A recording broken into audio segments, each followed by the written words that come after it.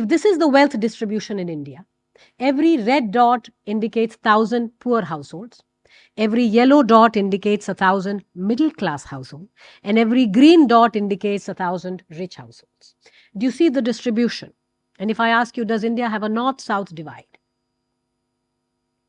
It does not. But there is a divide.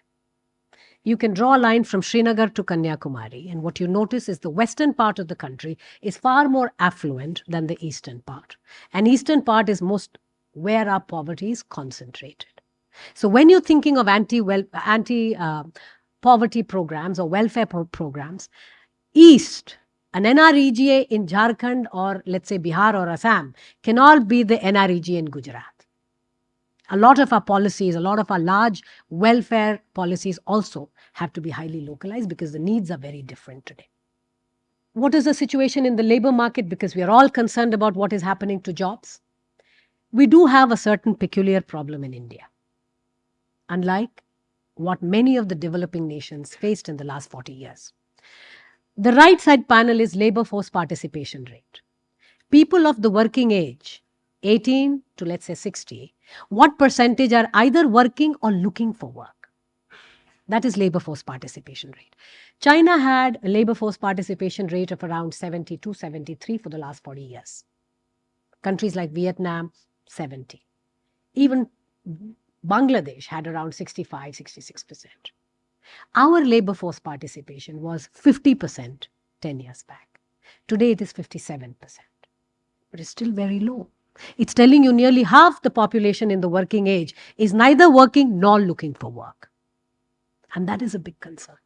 Of course, women are a very significant part of that concern, but it's not limited to women alone.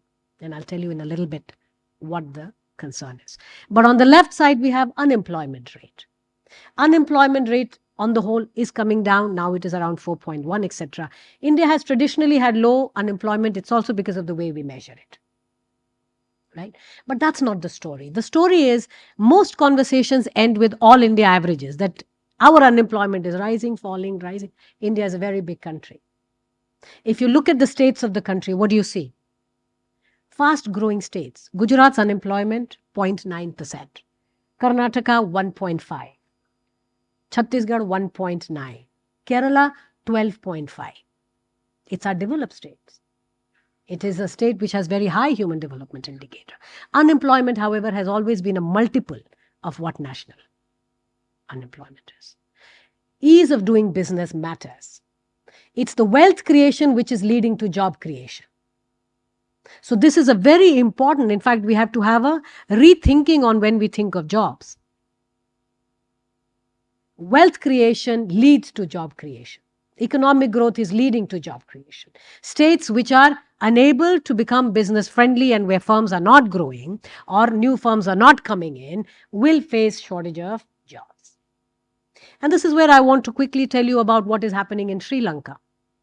One of the reasons, despite the crisis, country like Sri Lanka continues to struggle with reforms, economic reforms, is because 11% of Sri Lankan population is employed with the state. So larger the fraction of population employed with the government, the more difficult it is to bring in economic reforms. And some of our states have the same problem. So state level policies matter, but very importantly, states have to become business friendly. And believe me, today many are. That's why the breakout states stand out. In terms of the jobs, the unemployment rate for people above the age of 30, those are the gray bars, and unemployment rate of people below the age of 30, so 18 to 29. Do you see the remarkable difference? So what is happening at the age of 30 that people are working after that? Clearly, there is an expectations problem. There is something more happening. This is not an all India, it's not just an Indian phenomenon. The IMF and the OECD have a very nice term called youth inactivity. The youth are not willing to settle down for anything. They are willing to wait it out for the right job. Can we see this problem a little further? These are all young people in this analysis. The red bars are the unemployment rate of the most educated people amongst the youth. which is graduates and above. Do you see the unemployment rate of graduates and above, the most educated people amongst the youth, and compare that with school educated youth, people who have basically finished schooling and are doing some work? Do you see the difference in the employment status? So what is it that the world has turned upside down? That when we went to school and college, we were told, you better study hard, only then will you get a good job. But today, the most educated are the ones 4 times as likely to be sitting at home than the least educated.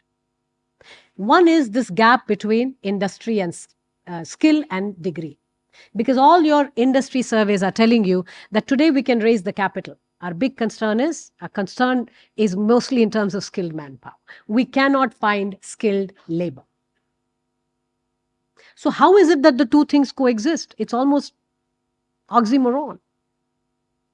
The two things coexist because markets don't value degrees anymore. Markets value skills. Therefore, this big push for Skill India.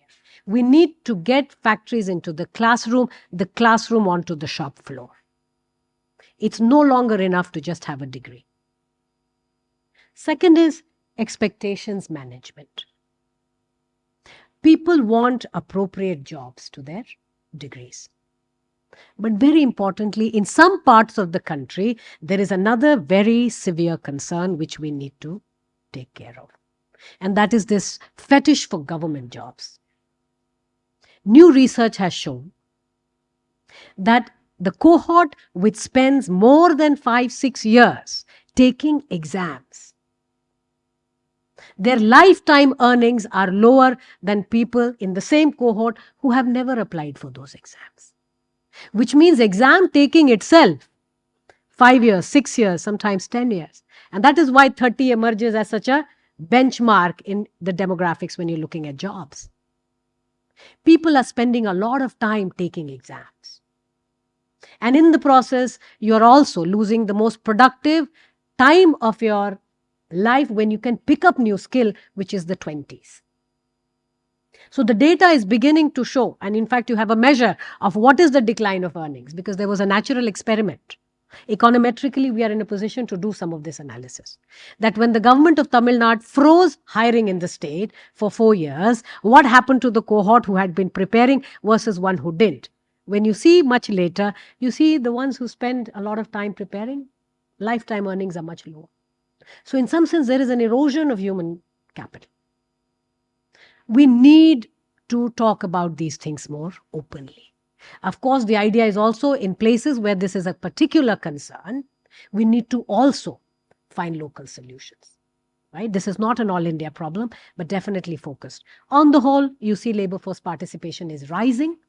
We are nowhere close to what some of the faster growing emerging markets are, but we are growing our labor force participation, men and women. Our unemployments are falling, but do you see this is overall unemployment, and that is the youth unemployment. That still remains a concern.